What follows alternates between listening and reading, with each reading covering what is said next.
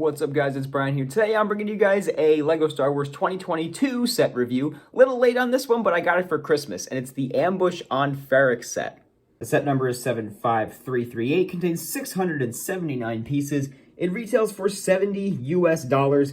I did not pay for this set, obviously. I said I got it as a Christmas gift, so I can't really speak to the value of how I felt about my purchase, but I'll try to talk about this set as now that I have it in hand, whether I would pay $70 for it or what I think you guys should pay for it if you're still looking to get it. I actually already crumpled this box up for recycling before I did this review, so whoops, but that's what the box art looks like. It's very nice.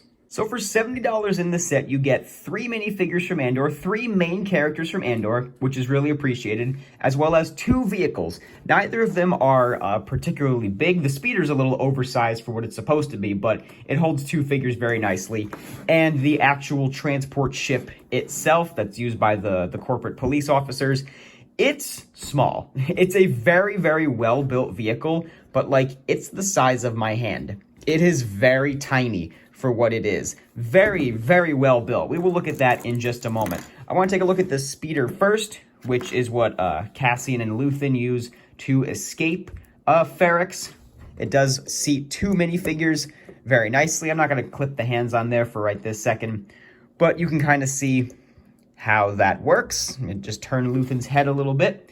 It's a very nice speeder. It's actually very accurate to the scene, which I really appreciate, and it's different than other BARC speeders and other speeder bikes in general that LEGO throws in as side builds very often. It's got some nice little detailing. I really love what they did with this whip piece down here. They took this little whip piece and then made you wrap it around the little poles down there and then plug it in at the top of that jumper tile. It makes it look very rugged and detailed, and it gives that wiring detail very nicely. I really appreciate that. You guys know how much I love dark brown as a color, and so obviously the dark brown accents on this look really good, as well as the dark orange bits here and there. It stands up nicely when there's figures on it. When there's not figures on it, it's unbalanced. It needs this extra figure back here to balance it out. When there's no figures on it, it falls forward. You can just see that slightly happening. It just kind of falls forward. Not my favorite part about this whole thing, but it's a good little speeder, and it gets the job done for playing the scene very well, with Luthen and Cassian escaping from Cyril and the gunship. Now, onto the gunship itself. I'm calling it a gunship because it looks like the Republic gunship and the Razor Crest had a baby. That is exactly what this vehicle looks like. This is an incredibly well-built thing. Lots of good gray pieces, especially these newer angled pieces that they use to get all of the shaping so good. There's barely any gaps in this ship. Now, if you were to display it at an angle with a stand, and you might see the underneath, yeah, it's got some colors and stuff. But the way that it all comes together is immensely, immensely satisfying. Not to mention that the whole thing does open up, and you can actually seat 5 minifigures inside this thing. They went all out with the interior of this set. Obviously, in the actual show, the figures, or not the figures, the cops come out the back, but this is just all structure back here, and this back opens just as a little weapon storage. There's an extra blaster pistol there, and you can put Cyril's pistol in there while he's driving if you desire. But you can close that up, and it's not going to really affect anything. The main 3 sections that open up are the 2 side panels, as well as the top.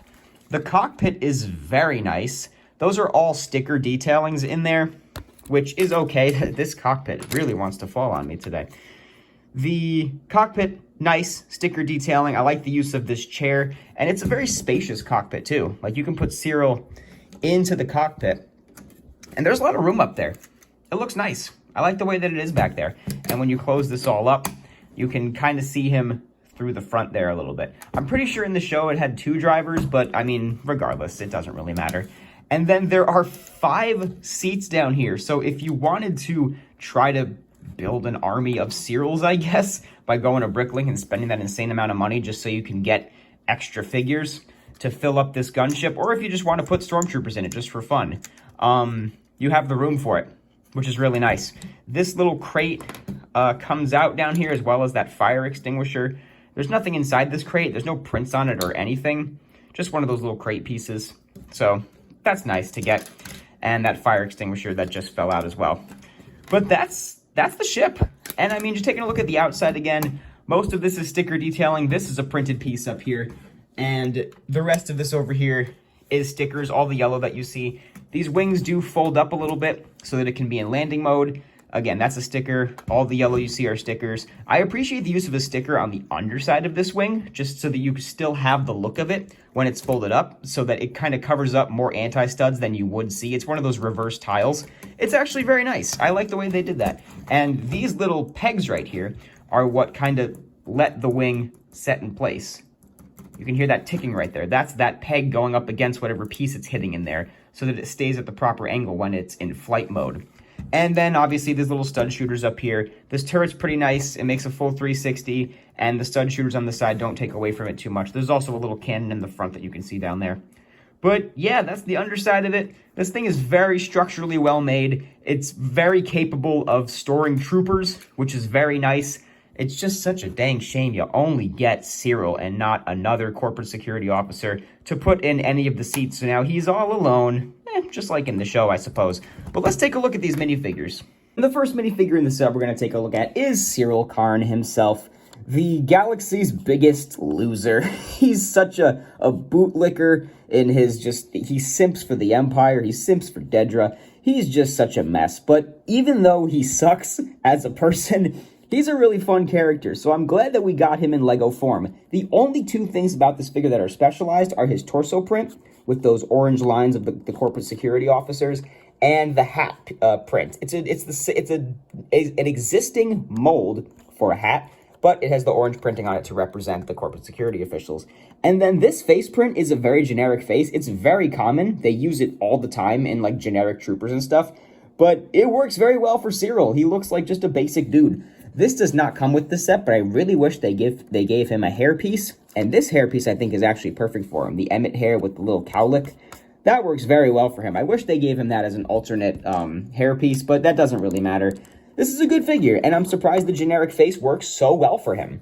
Next figure we'll take a look at in the set is Cassian Andor himself, who I think is actually probably the weakest figure in this set. I think his torso and leg print is really good. I love all of his details of his clothing, but I think his face and hair just doesn't really do it for me. I know that Cassian is bearded in the show, and I'm glad they switched the skin tone to be a darker skin tone, but I think the Cassian Andor figures from the Rogue One line captured Diego Luna's look much better than this. And this hairpiece is okay for Cassian. It's a little long. I wish they went with this hairpiece instead, the Anakin hairpiece in dark brown. This just looks much better for Cassian Andor from the Andor show. It's much more messy, not as like long and flowy as this hairpiece. Like technically this is the Old Man Luke hairpiece. This looks so much better for him. He does have an alternate face, which is nice to see, and I'll put his original hair back on there so you can see it as well.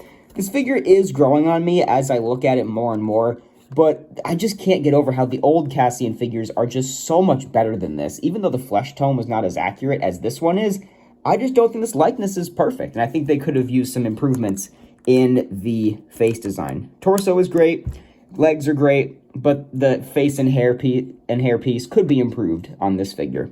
And now for my favorite minifigure in this set, and one of the coolest characters in Andor, and maybe one of the coolest characters in Star Wars in general, is Luthen Rael, played by Stellan Skarsgård.